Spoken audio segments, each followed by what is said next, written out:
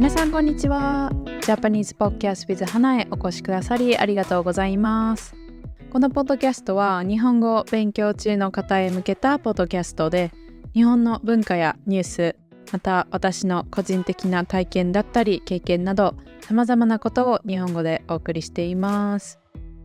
皆さん元気にお過ごしでしょうか？今回のテーマはスラングです。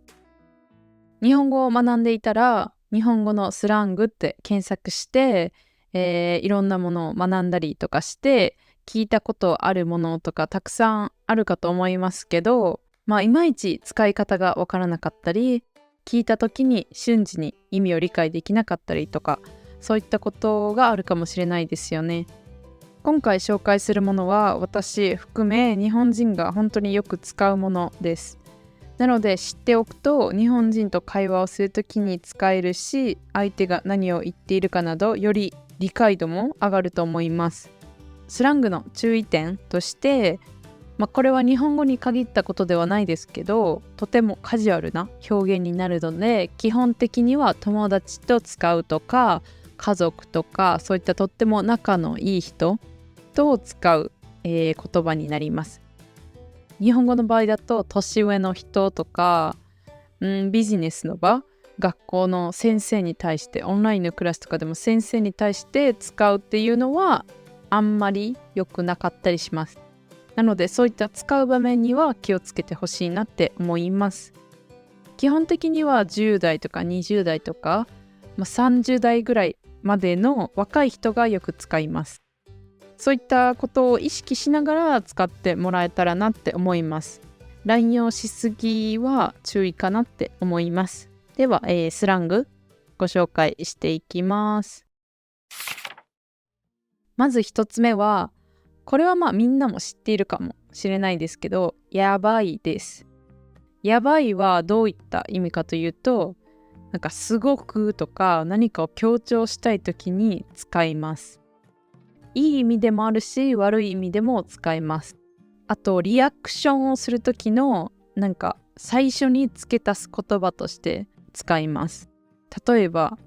めっちゃ美味しい料理を食べて、そういったときに、うわ、やばい、これめっちゃ美味しいみたいな感じで、やばい、美味しいみたいな感じで使えます。あと、これは個人的な感覚ですけど、やばいもやばいっていうよりかは、やっばみたいな感じでちょっと感情を込めて言うと、よりやばさが伝わるというか、いい意味が伝わります。逆に小声で、うわ、やばい、やらかしたみたいな感じで言うと、何かこの人悪いことをしてしまったとか、失敗したんだなとか、ちょっとネガティブな意味が伝わります。なのでそういった時はちょっと小声にして、うわ、やばみたいな感じで言ってみるといいかもしれないです。あと、やばいっていうのは連続して言うと、よりそのことの重大さみたいなのが伝わります。例えば、宝くじがもし当たったら、やばいやばいやばいやばいやばいやばいどうしよう100万円当たったとか、こんな感じでやばいを何回も言うと、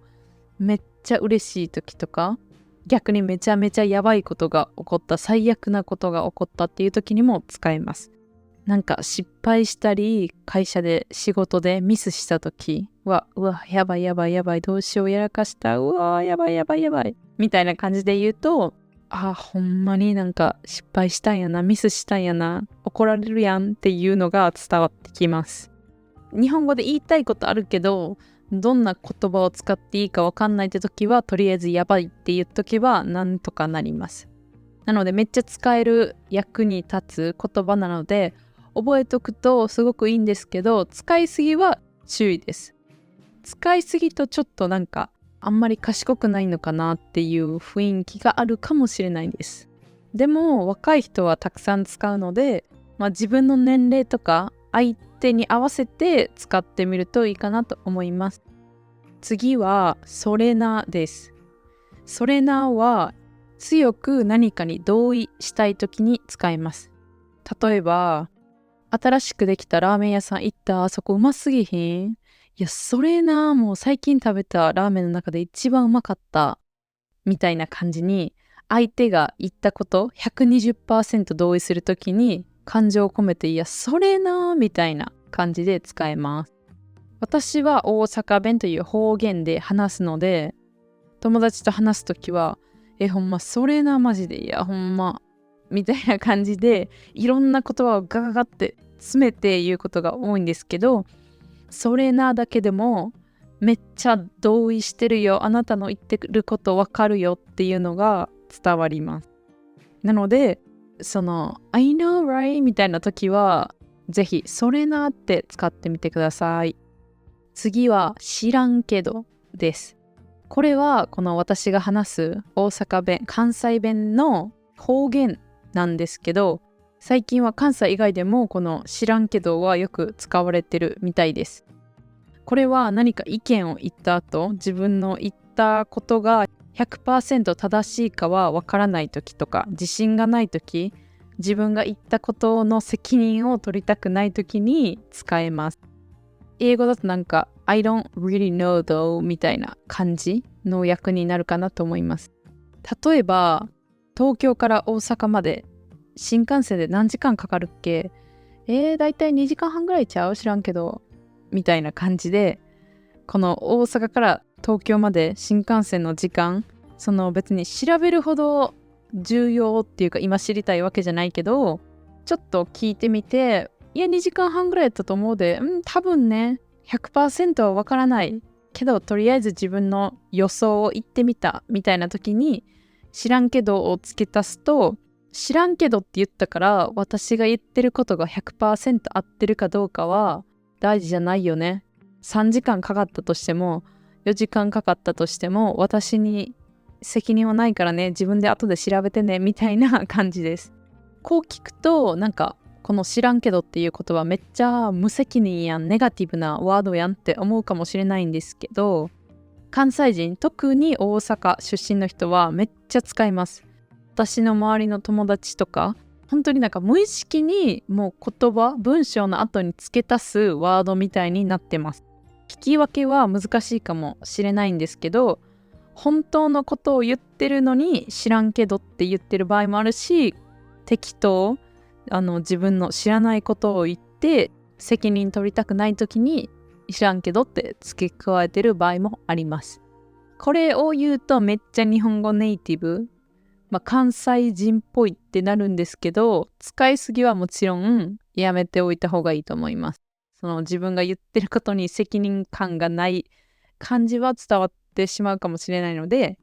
関西人には乱用していいと思います。でも他の地域の人はわからないので使いすぎは注意です。次のスラングはメンヘラです。これは精神的に不安定な人とか、特に恋愛に依存しがちな人とか、そういった時に使われます。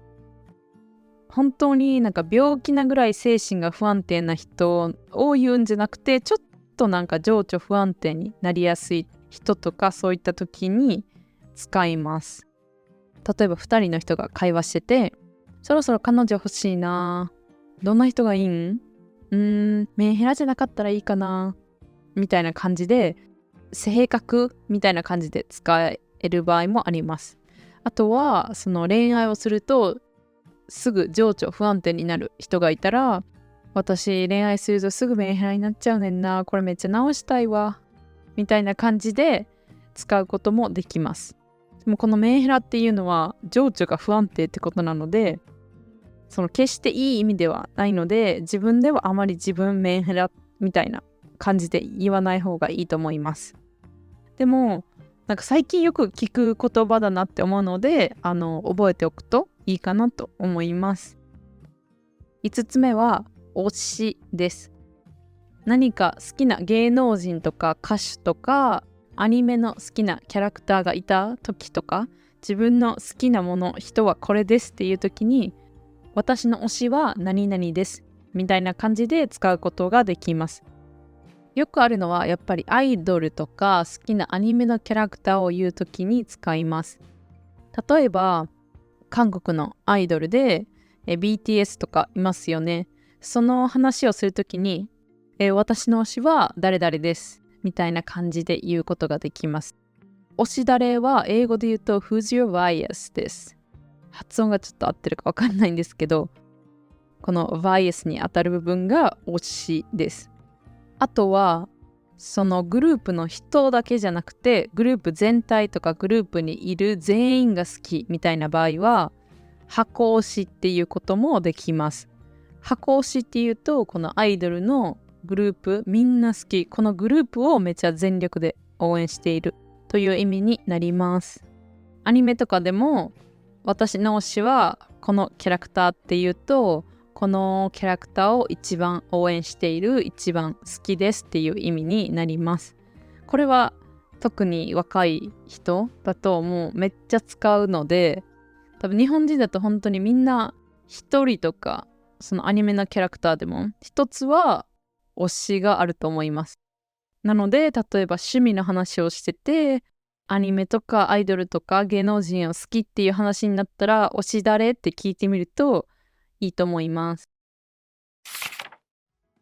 今回はスラングについてお話ししました。5つだけ紹介したので聞いたことあるものがたくさんあったかなと思うんですけど、スラングを使えるようになると本当に日本人っぽくナチュラルな会話ができるし、あと日本人も本当にめっちゃスラングを使うので、こういったことを理解するとよりリスニングの、勉強になったり、リスニングのレベルが上がるかなと思います。あとまたこのスラングどういう意味っていうのもあればコメントで、質問してください。今回はここまでになります。最後まで聞いてくださりありがとうございました。ではまた次のポッドキャストでお会いしましょう。それでは。